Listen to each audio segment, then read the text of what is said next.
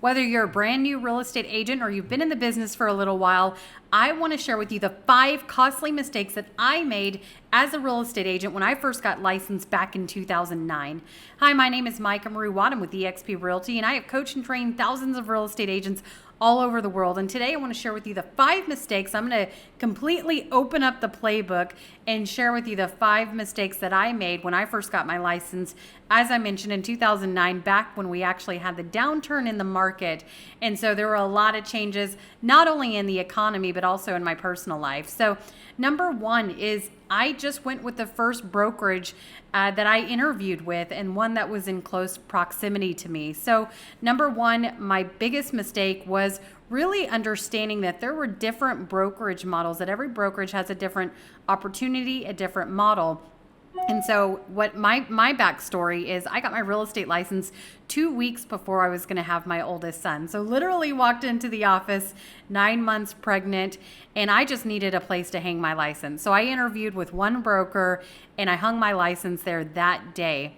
And so one of the things over time that I learned is every real estate brokerage honestly has some significant differences, and it's really smart as a real estate agent to be open to learning about different opportunities, even if you're happy at your brokerage, but really understanding what opportunities are out there. So that was my first mistake, was I chose the biggest, fanciest office that I could find. I love that office. I was there for 5 years, so I'm not what I call a brokerage hopper. I do realize that success as a real estate agent was coming through my efforts and not just the real estate brokerage. So I did stay in that office for 5 years, back until 2014. I ran my numbers and I quickly realized that I was paying for that big, beautiful, fancy office as a real estate agent. So I had to find a better way. Number 2 is going to be partnering with the right person. If you're a brand new agent, definitely find the right mentor, find a team.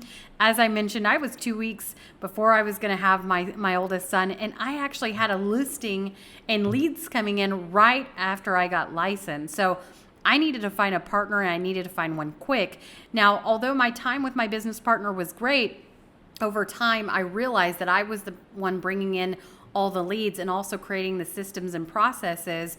So, it's really important if you're going to partner with somebody that there's a go-giver and a go-getter, that there's both equal partnership in setting the proper expectations. So my second mistake was not setting the proper expectations in a real estate partnership. Of course, there's a lot of different ways that you can set that up now through leverage and showing assistance and transaction coordinators and whatnot. But at the time, I needed that assistance in getting self started. So I wish I had the mentorship now, but it is important to pair yourself with a mentor or join a team as a new real estate agent.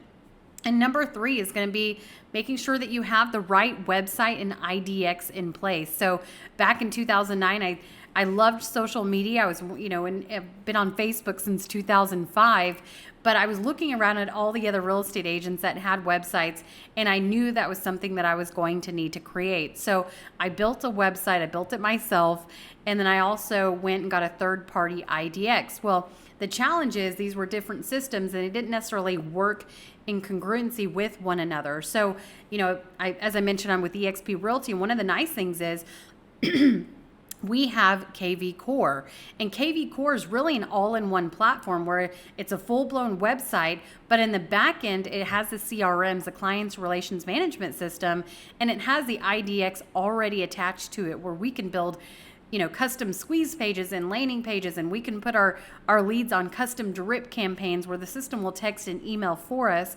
So it's an incredible software, but it's an all-in-one platform. So the third mistake that I made was having a website and an IDX that really didn't work well with one another, and it cost me probably thousands of dollars and didn't generate the leads that I do today with KV Core.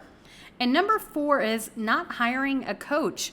I went to my local office and I was listening to the sales meetings that they would host every single month, and I was listening to the brokers and the team leaders. But at the end of the day, I realized that as I grew my business, I needed something more, that I needed to look for outside help, because honestly, I was only going to grow as much as that team leader or that broker. And what I found is the sales meetings really turned into a sales pitch where they brought in, a title company or a loan officer just to pitch their products. And as a new mom, my time, just like everyone else, is incredibly precious. And so driving all the way to the office to sit through a sales presentation was not the best use of my time. So instead, I probably should have hired a coach from the get-go.